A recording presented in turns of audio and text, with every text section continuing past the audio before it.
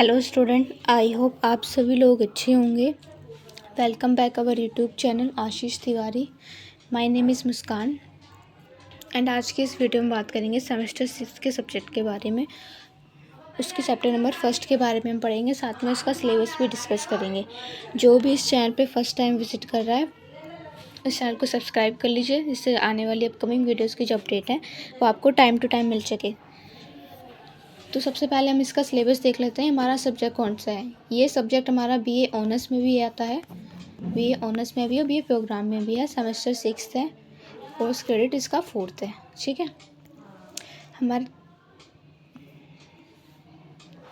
ये हमारे डिसिप्लिन का सब्जेक्ट है।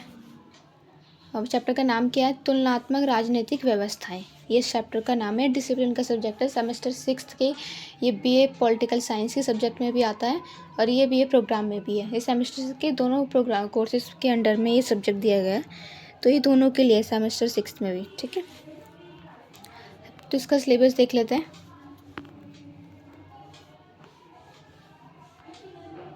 हमारी जो यूनिट फर्स्ट है, यूनिट फर्स्ट का नाम है ब्रिटेन।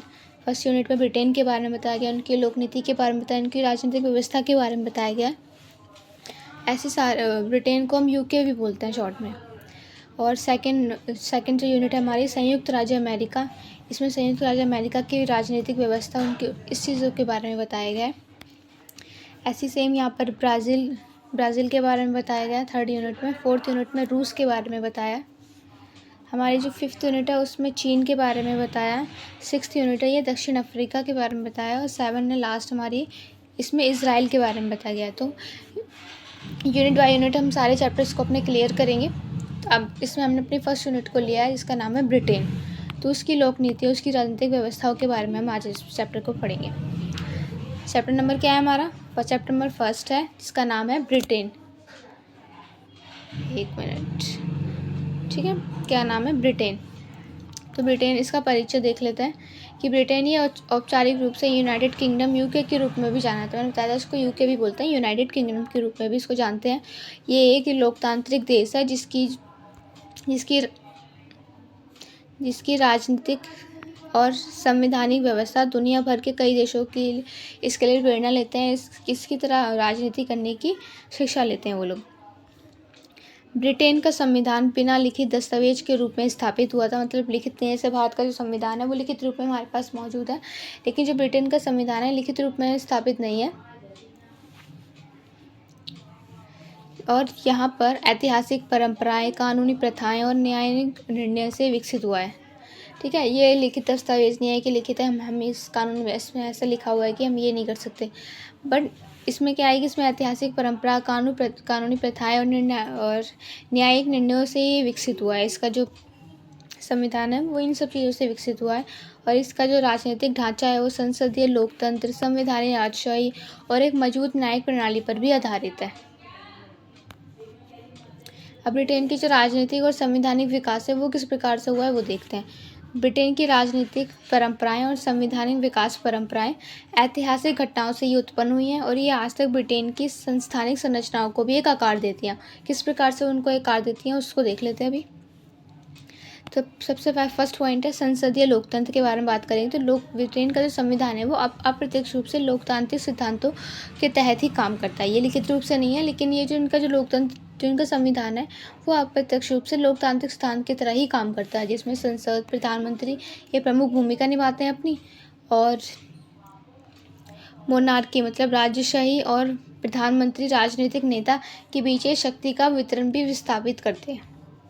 संसदीय लोकतंत्र।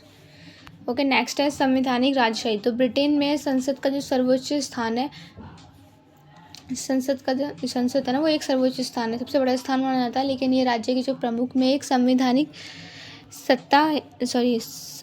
राजा या रानी का कार्य करता है और उनका काम परंपरागत रूप से प्रतिक्रियात्मकता होता है और राजनीतिक निर्णयों का मुख्य रूप से प्रधानमंत्री संसद पर ही होता है।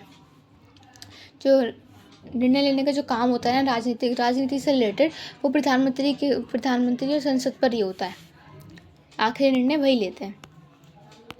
ब्रिटेन के इतिहास के बारे में बात करते हैं। तो ब्रिटेन के जो संवैधानिक विकास में महत्वपूर्ण घटनाओं में मैग्ना कार्टा 1215 में और क्लेरिस रिवॉल्यूशन में 1688 और बिल ऑफ राइट्स में 1689 ये सारे शामिल हैं जिन्होंने व्यक्तिगत स्वतंत्रताएं और संसद की शक्तियों को सुनिश्चित किया था।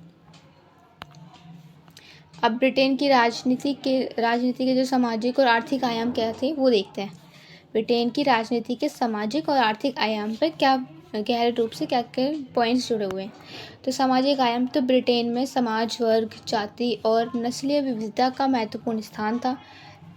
वहाँ पर भी जाति पे, वर्ग के और अलग अलग चीज़ों के नाम पर उन लोगों के साथ भेदभाव भी किया जाता था, उसका भी एक महत्वपूर्ण स्थान बना है।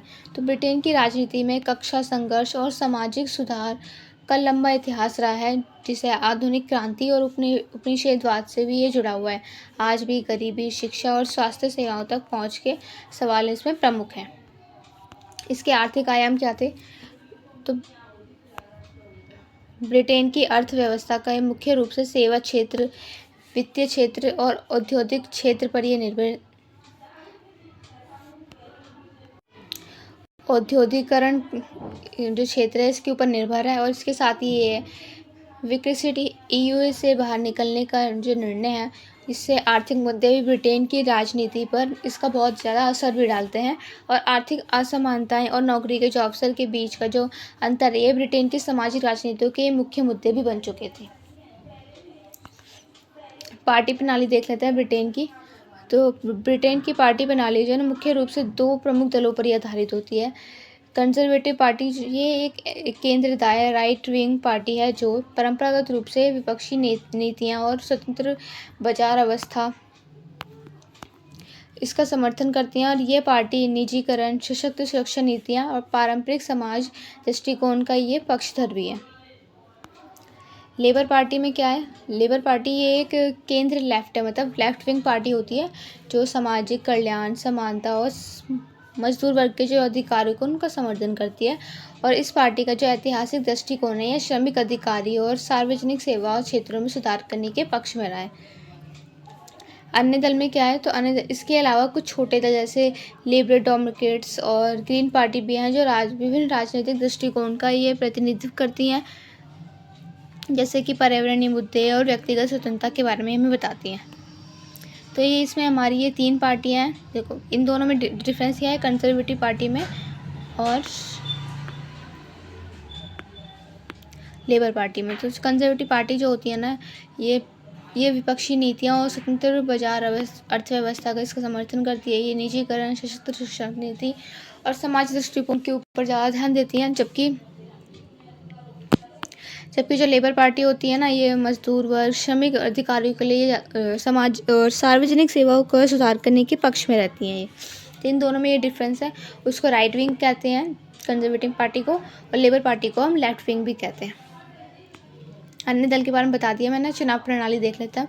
तो ब्रिटेन की जो चुनाव प्रणाली है, ये फर्स्ट पास्ट द पोस्ट है, इस प्रणाली पर ही आधारित है। फर्स्ट है हमारा संसदीय चुनाव। तो ब्रिटेन में हाउस ऑफ कॉमन्स के लिए चुनाव होते हैं, जहाँ पर प्रत्येक सांसद की जनमत द्वारा चुना जाता है। ये प्रणाली एकल सदस्य निर्वाचन क्षेत्र में होती है और जिन उम्मीदवारों को सबसे अधिक वोट मिलते हैं